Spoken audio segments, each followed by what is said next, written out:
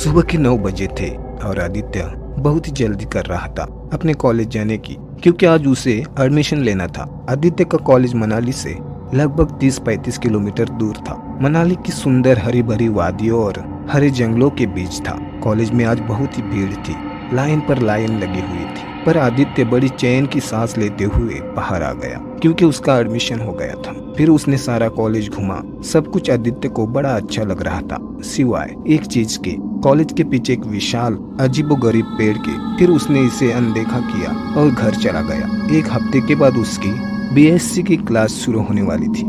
आदित्य मनाली में अकेला रहता था। वो कुछ सामान अनपैक कर ही रहा था कि डोरबेल बजी। जी आप कौन? आदित्य ने दरवाजा खोलते हुए कहा। मेरा नाम हेम है और ये आशी है। हम तुम्हारे क्लास में ही पढ़ते हैं। इधर से गुजर रहे तो सोचा तुमसे मिलते चले। तीनों ने काफी सारी बातें की तो आदित्य ने दोनों से उस पेड़ के बारे में पूछा। पेड़ का नाम सुनते ही हेम और आशी एक दूसरे को देखने लगी और उनके चेहरे पर डर उभर आया। वो आदित्य को घबराते हुए समझाने लगी कि वो कभी उस पेड़ के पास न जाए। वो एक शापित पेड़ है। धीरे धीरे वो दोनों आदित्य के काफी अच्छे दोस्त बन गए। आदित्य रोज अपनी क्लास में बैठता था और ध्यान से उस पेड़ को देखता था, पर पास जाने की हिम्मत न होती, क्योंकि वो बड़ा विचित्र और भयानक लगता था। और वैसे भी हेम और गाँव वालों से वो काफी बातें सुन चुका था कि इस पर किसी औरत की आत्मा रहती है। आदित्य वैसे तो बहुत ही मॉडर्न था, पर भूत प्रेत पर उसका यकीन था। वो जानना चाहता था कि आखिर इसमें राज क्या है। कुछ दिनों के बाद एक शाम वह उस पेड़ के पास गया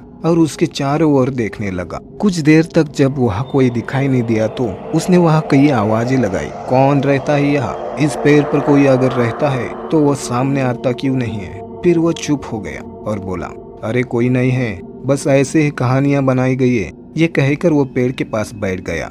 बैठे बैठे न जाने कब उसकी आंख लग गई। उससे ऐसा लग रहा था कि जैसे कोई के पास आ रहा हो। और फिर अचानक एक औरत सामने आ गई। उसे देखकर ऐसा लग रहा था जैसे कोई आदिवासी हो, और उसकी खौफनाक और प्यासी आंखें ऐसी थी जैसे सदियों से किसी की राह देख रही हो। आदित्य उसे देखकर बिल्कुल पत्थर की तरह हो गया, जिसकी सारी शारीरिक क्रिया बंद हो गई। उस औरत ने आदित्य का हाथ पकड़ा और पेड़ के अंदर चली गई। आदित्य को कुछ समझ आता इससे पहले उसने देखा कि चारों तरफ उसकी उसी तरह के खौफनाक पेड़ थे और उन सभी पर कंकाल लटक रहे थे। तेज तेज से रोने की आवाज आ रही और दूर तक कोई नहीं था। वह बहुत तेज चिल्लाया और यहाँ वहाँ भागने लगा, पर वो कितना भी भागता वापिस उसी जगह आ जाता जहाँ से वो भागना शुरू करता। वो जोर जोर से चिल्लाने लगा, बचाओ बचाओ बचाओ। तभी आदित्य की आँख खुल गई तो उसने देखा कि उस पेड़ के नीचे लेटा है। उसने एक पल भी बिना गंवाए वहाँ से तेजी से भागता हुआ सीधा घर आ गया। तभी हेम और आशी उसके यहाँ आते हैं और बोलते हैं, कॉलेज में दिवाली फंक्शन है रात में। आदित्य को परेशान देख दोनों उसका कारण पूछते हैं, पर आदित्य टाल देता है। रात में सब मिलकर पार्टी में देर रात तक डांस करते रहे और पार्टी खत्म हुई रात के 1 बजे। सब चले गए। तीनों घर जा रहे थे कि आदित्य ने अचानक वही पेड़ कुछ दूर पर देखा जिसके पास वो औरत खड़ी थी। आदित्य चौंका और घबरा कर बोला, अरे ये पेड़ तो वहाँ था, यह क्या कर रहा है? यहाँ कैसे? फिर वो बोल न सका। हिम और आशी घबरा गए और बोले, क्या हुआ? कहाँ है पेड़? कौन सा पेड़? आदित्य ने फिर उधर देखा तो भौचक्का रह गया और बोला, अरे वो पेड़ कहाँ गया? आदित्य का सिर चकरा गया और बेहोश हो गया। होश आने पर देखा तो रात के 3 बज चुके थे और हिम उसके पास सो रहा था। आदित्य ने हिम को उठाया और सारी बात बताई। हिम ने उसे समझाया कि यार वो पेड़ बहुत खतरनाक है, उसके बारे में मत सोच और सो जा।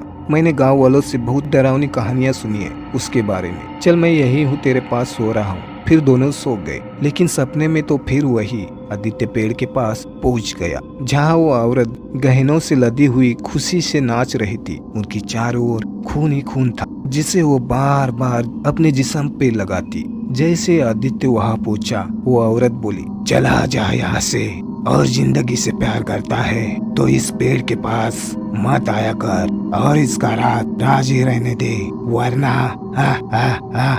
और फिर वो गायब हो गई। फिर आदित्य की आँख खुल गई। उसने देखा कि हिम उसके पास नहीं है, तो आदित्य और भी डर गया। उसने सब जगह हिम को ढूंढा और आवाज भी दी, पर हिम का कोई जवाब नहीं मिला। अब वो समझ गया था वो औरत उसे नहीं छोड़ेगी। वो बहुत डर गया और उसने तेजी से दरवाजा बंद किया। देखा तो उसका हाथ किसी के हाथ के ऊपर रखा था। उसने पीछे देखा तो हिम सो रहा था। तुम कहाँ चले गए थे? मैं तो यही था, तुम सो जाओ, मुझे बहुत नींद आ रही है, कहकर हिम सो गया। पर आदित्य को लग रहा था वो पागल हो गया है। 2 दिनों से आदित्य घर में बंद था, उस औरत के डर से जिसे वो जानता ही नहीं। लेकिन आज फिर आदित्य कॉलेज गया और छुट्टी के बाद गुस्से से लाल चला गया उस पेड़ के पास। वो गुस्से में पेड़ को हाथ और लात मारने लगा। तभी एक लकड़ी का तक्का सा सिक्का सा और एक गड्ढा बन गया। उसने बड़ी आश्चर्य से गड्ढे में देखा तो एक लाल पोटली पड़ी हुई थी। उसने तुरंत उठाई। बहुत भारी होने के कारण उसे बाहर निकाल नहीं पाया तो वही बैठ बैठ के खोलने लगा और जैसे ही पोटली खुली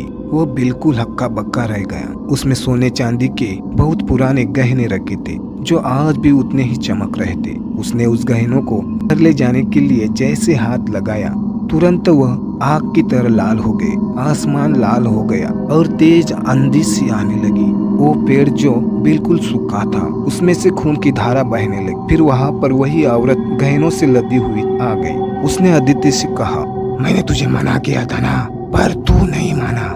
आखिर मुझे वही करना पड़ेगा जो मैंने पहले कई लोगों के साथ किया। तू जानना चाहता है कि मैंने क्या किया है? वो लोगों के साथ चल मेरे साथ। औरत ने उसका हाथ पकड़ा और उस गड्ढे में ले गई।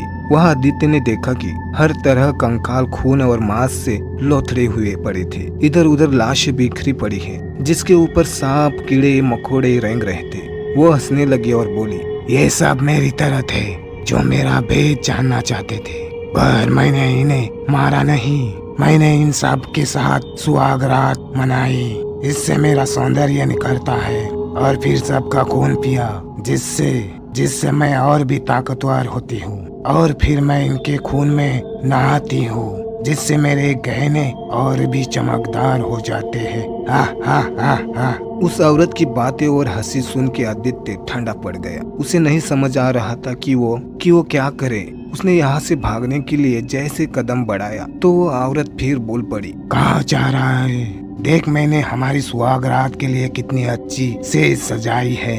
आदित्य ने उधर देखा तो बदबूदार मांस के लथड़ों का एक बिस्तर लगा हुआ था जिस पे जाकर वो औरत कामुक अवस्था में लेट गई। अब तुम्हें भी मैं यही सुला दूंगी, पर एक प्यारी सी चीज दिखाने के बाद देखना चाहोगे?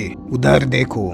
आदित्य ने उधर देखा तो वह खड़ा नहीं रह सका और जमीन पर गिर पड़ा क्योंकि दीवार पर आशी की लाश लटकी हुई थी। उसे बार बार आशी का चेहरा और उसकी हंसी याद आ रही। फिर उस औरत ने उसे एक और चीज दिखाई जो कि हिम की लाश थी। उसे तो विश्वास नहीं हो रहा था कि ये सब असलियत में हो रहा है या सपने में। आदित्य गुस्से में आकर बोला, मैं तुम्हें मार डालूंगा। तुमने मेरे दोस्तों को मारा, बोल तूने ऐसा क्यों किया? वो औरत जोर जोर से हंसते हुए बोली, बेचारा इतना भी नहीं जानता आशी और तेरा दोस्त जिंदा कब था।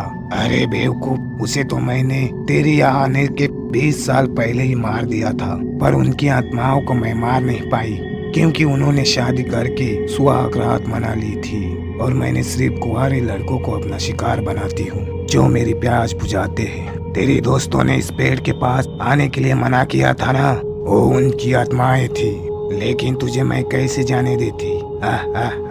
ये सुनकर आदित्य को याद आता है पहले दिन वो दोनों कैसे जाने कि मैं यही रहता हूँ। उन्हें कैसे पता चला कि मैं पेड़ के पास जाना चाहता हूँ। जब मैंने आशी से पेड़ के पास जाने को कहा था तो आशी गुस्सा हो जाती थी और उस दिन हिम रात को कहाँ गायब हो गया था। आदित्य वो सारे पल याद करके फुट फुट रोने लगा। उधर वो औरत जोर जोर से नाचने लगी। आदित्य की आंखों में बदले की आग थी। उसने चिल्लाकर पूछा, आखिर तू कौन है, क्या चाहती है और इन सबको क्यों तूने मारा? बोलती क्यों नहीं? तब उस औरत ने बताया कि मेरा नाम शार्पी है। यह 2 साल पहले एक घना जंगल था जिसमें हम आदिवासी अपना कबीला बनाकर रहते थे। हम बहुत खुश थे। हमारी छोटी सी दुनिया थी। मैं चाहती थी कि मैं बहुत अमीर बन जाऊं, कबीले के सरदार के बेटे से मेरी शादी हो जाए और मैं सारे कबीले की मालकिन बन जाऊं। लेकिन एक दिन सरदार की नजर मुझ पर पड़ी और उसकी नीयत खराब हो गई। उसने मेरे बाबू से कहा, तुम मुझे अपनी बेटी दो और मैं तुझे माला माल कर दूंगा। लेकिन बाबू ने उसकी बात नहीं मानी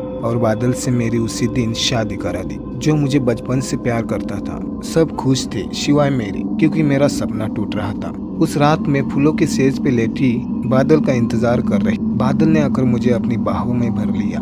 मेरे बदन में बिजली सी दौड़ने लगी। मैंने आंखें बंद कर ली। मुझे अजीब सा लगने लगा। तो आंखें खुली तो चिल्ला पड़ी, बादल तो मेरे ऊपर लेटा था, मगर बिना सिर के। उसके खून से मेरा जिस्म लाल हो चुका था।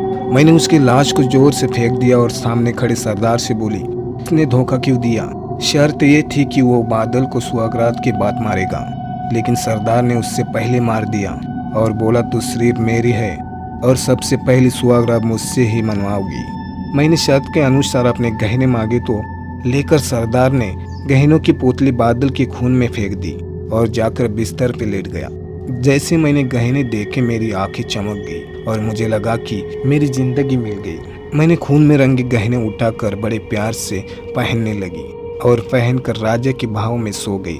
लेकिन इस बार मेरी सुहागरात नहीं हो पाई और मेरा बाबा आकर सरदार को मार देता है। मैं वहां से सीधा भागकर सरदार की बेटी के पास गई और उसको अपनी कामुकता से रिझाने लगी। खून में डूबे गहनों से लदा मेरा जिस्म कुंदन सा चमक रहा था और सरदार के बेटे ने मेरी मांग भरी और बोला, आज से मेरी तू पत्नी है और कबीले की मालकिन हो, लेकिन तुम ये खून से रंगे गहने तुरंत उतारो। हम अपनी सुहागरात का प्रबंध करते हैं। मैं सारे गहने उतार कर स्नान करके वापस आई, जहाँ मेरा पति जंगल के बीचों बीच मुझे ले आया, जहाँ चारों तरफ खुशबू फैली थी।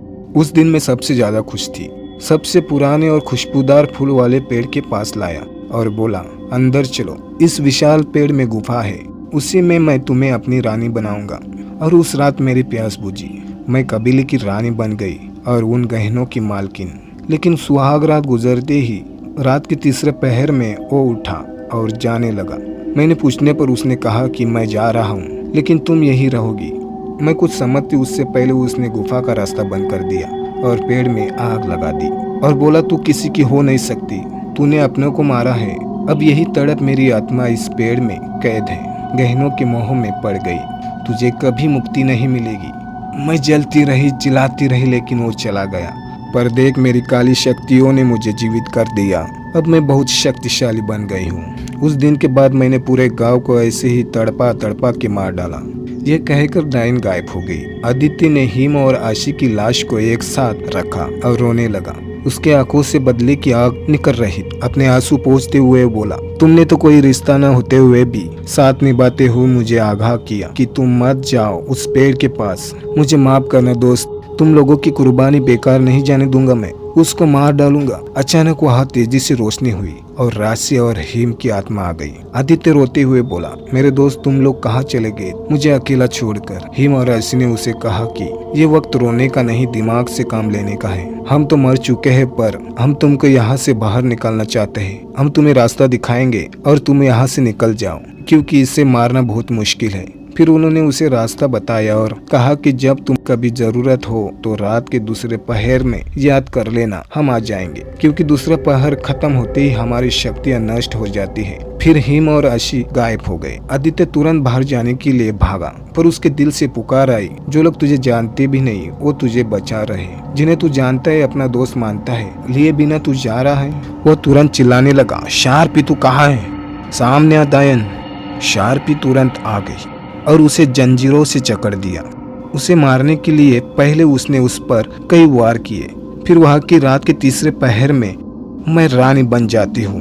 अपने वो गहने पहनकर उसी रात उससे सुहागरात मनाएगी और उसका खून चूस कर मार देंगी। कुछ पल और इंतजार कर ले मौत का। उसने आदित्य के चारों ओर एक ऐसा मंत्र पढ़कर एक घेरा तैयार कर दिया जिसके अंदर कोई आत्मा प्रवेश नहीं कर सकती, और अगर वो प्रवेश करेगी तो वह तुरंत नष्ट हो जाएगी। आदित्य ने तुरंत हिम और आशी को पुकारा। हिम और आशी तुरंत प्रकट भी हो गए। आदित्य ने उन्हें रोका कि तुम लोग इस घेरे के अंदर मत आना, वरना तुम नष्ट हो जाओगे। उसने इन आत्माओं से पूछा, शार्पी को कैसे खत्म किया जा सकता है? तो हिम ने बताया कि सारी रात तीसरे पहर में वो एक आम औरत की तरह हो जाती है। उसकी शक्तियाँ उस समय नष्ट हो जाती है और इस समय वह अपने सारे गहने पहनती है और सुहागरात मनाती है। अगर उसी समय उस पेड़ के साथ जला दिया जाए तो शायद उसे मारा जा सकता है, पर इसके लिए तुम्हें किसी शक्ति की जरूरत होगी। जो सिर्फ अशी तुम्हें दे सकती है क्योंकि वो औरत है, पर इसके लिए हमें हमेशा के लिए जाना पड़ेगा। आदित्य ने तुरंत ही दोस्तों को मना कर दिया, पर हिम और अशी ने कहा जल्दी करो, हमारा वक्त खत्म हो रहा है। तभी वहाँ पारसी आ जाती है और सब पर वार करना शुरू कर देती है, पर आदित्य उन्हें मना करता रहा। तीसरा पहर शुरू हो चुका था।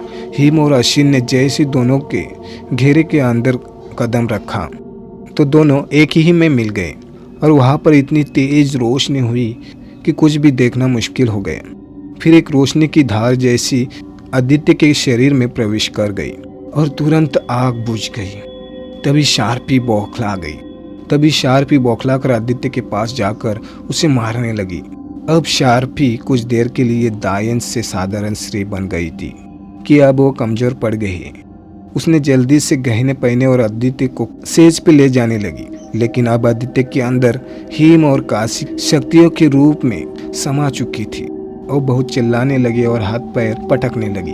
उसे समझ में नहीं आ रहा था कि वो क्या करे। तभी आदित्य बोला, अब तेरा खेल खत्म कहकर उसने कुछ मंत्र पढ़े और उस पेड़ में आग लगाई। शार्पी बहुत चिल्लाई, देखते देखते सब कुछ जल गया। तभी फिर से हिम और आशी की आत्मा आ गई और धन्यवाद कह आसमान में गायब हो गई। अब उनकी आत्माएं मुक्त हो चुकी